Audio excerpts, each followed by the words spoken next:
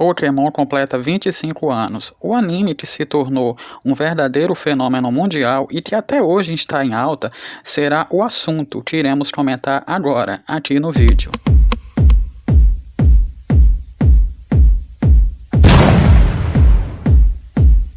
O anime dos monstrinhos carismáticos e poderosos possui até o momento 23 temporadas ocidentais e 7 sagas no Japão. Até agora foram exibidos 1.131 episódios. Desses 1.131, o protagonista Ash apareceu em 1.130, ou seja, só ficou fora de apenas um único episódio. Inclusive, esse episódio que o Ash ficou de fora é recente, e ele foi focado no personagem Go. Levando em conta a franquia principal, mais spin-offs e jogos para celular, podemos dizer que Pokémon possui até o momento 120 jogos registrados em sua marca, sem contar o que ainda está vindo por aí, o que está sendo produzido. Outra curiosidade do personagem Ash é que ele já perdeu 6 ligas no anime, sendo zoado até hoje pelos fãs. Podemos dizer que o Ash ele é muito azarado, pois ele já chegou em várias finais, mas até hoje, 25 anos de anime, só venceu um único campeonato, o de Alola, que inclusive divide opiniões, pois alguns fãs não consideram ele um campeonato oficial. Mas se a franquia o considera, então não cabe a nós questionar. Mas agora iremos falar de uma curiosidade com relação à dublagem do anime no Brasil, pois aqui o personagem Ash foi dublado por 3 vozes diferentes.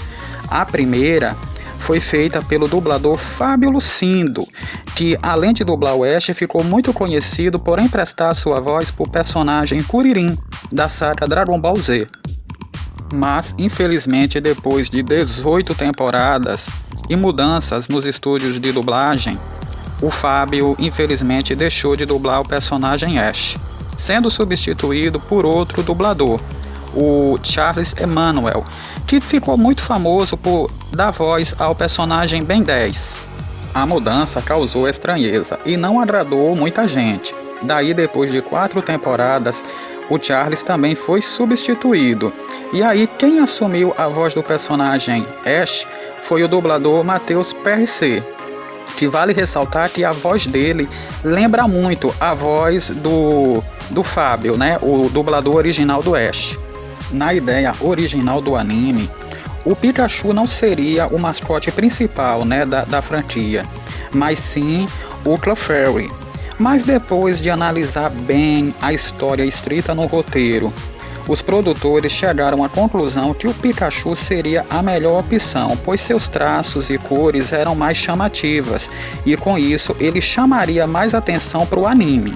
Mas já diz o ditado, prego que se destaca logo é martelado, e diante de todo o sucesso do Pokémon, começaram a surgir as primeiras polêmicas, e é exatamente sobre elas que iremos comentar agora aqui no vídeo. O ilusionista Uri Geller, que era conhecido por entortar colheres, processou a Nintendo, pois ele achou que o personagem Kadabra era um plágio dele. Vale lembrar que o nome do personagem Kadabra no Japão realmente fazia referências ao Uri. Mas depois de pouco mais de 2 décadas, o ilusionista acabou desistindo do processo. E aí ele pediu desculpas aos fãs. Com isso, a Nintendo já não tinha mais nenhum problema com relação ao uso do personagem Kadabra. Mas o pior ainda estava por vir, pois no dia 16 de dezembro de 1997 aconteceu a maior polêmica da história do anime. Japoneses vão parar no hospital por causa de um desenho animado. Pois, durante a exibição de um episódio onde eram emitidas cores e luzes muito fortes, aproximadamente 600 crianças foram parar nos hospitais. Dessas 600, mais de 100 precisaram ser internadas, apresentando os sintomas que eram o seguinte: vômitos, náuseas e, nos casos mais graves, até ataques epiléticos.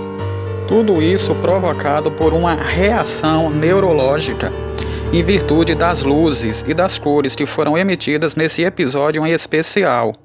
Diante a gravidade da situação, a TV japonesa não teve outra alternativa a não ser retirar o desenho do ar por aproximadamente 4 meses. Evidentemente que essa história, esse acontecimento se espalhou pelo mundo inteiro. E aí o desenho Pokémon acabou sendo associado a algo diabólico. Ele passou a ser visto como o desenho do diabo. Para você ter uma ideia, até hoje os estúdios que produzem animes no Japão tiveram que baixar o contraste e mexer nos filtros de imagem para que o fato ocorrido com o desenho Pokémon nunca mais volte a se repetir. No Brasil, o anime chegou em 1999.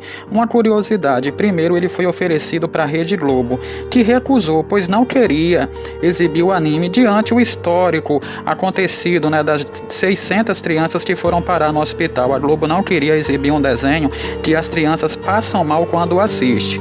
E aí foi a TV Record que comprou os direitos do desenho e o exibiu. E foi lá que ele explodiu, levando a emissora à primeira colocação no Ibope. Na época, a disputa por audiência nas manhãs da TV brasileira era entre Angélica e Eliana. E foi o programa de Eliana, o Eliana e Alegria, que se tornou líder absoluto no Ibope por causa do Pokémon. Para você ter uma ideia, o anime chegou a dar picos de 13 pontos. Hoje, por exemplo, a Globo consegue dar uma média de 8 pontos com a sua programação matinal. A situação da Globo estava tão complicada que ela precisava encontrar uma alternativa para barrar o fenômeno Pokémon. E aí a Globo, pagando rios de dinheiro, adquiriu os direitos do desenho Digimon, que até equilibrou a disputa, mas Pokémon continuava líder e arrebentando no Ibope. Mas já diz o ditado: se você não consegue vencer um inimigo, se junte a ele. E no ano de 2005, a Globo adquiriu os direitos de Pokémon, o exibindo na TV Globinho. Evidentemente que o sucesso já não foi o mesmo feito na Record. Além da Record e da Globo, Pokémon também foi exibido na TV fechada pelo Cartoon Network e tempos depois retorna à TV aberta, só que agora na Rede TV, onde ficou um bom tempo e fez um relativo sucesso. Nesses 25 anos de história, a franquia sempre se manteve em alta, em expansão, vários filmes, vários jogos, vários produtos licenciados. Pokémon sempre foi sinônimo de lucratividade e sucesso. Recentemente foi lançada pelo estúdio Warner Bros.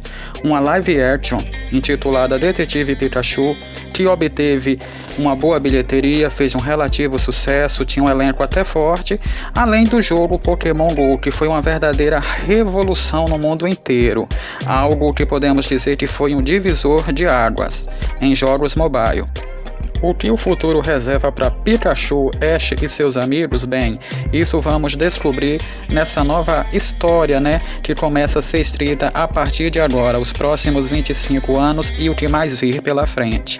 Realmente espero que vocês tenham gostado. Aqui a gente encerra pedindo a você que, por favor, se inscreva no canal, pois tem muito conteúdo bom disponível. E se inscrevendo, você terá acesso a todos eles, tá ok? Tá combinado? Até o próximo vídeo e fui!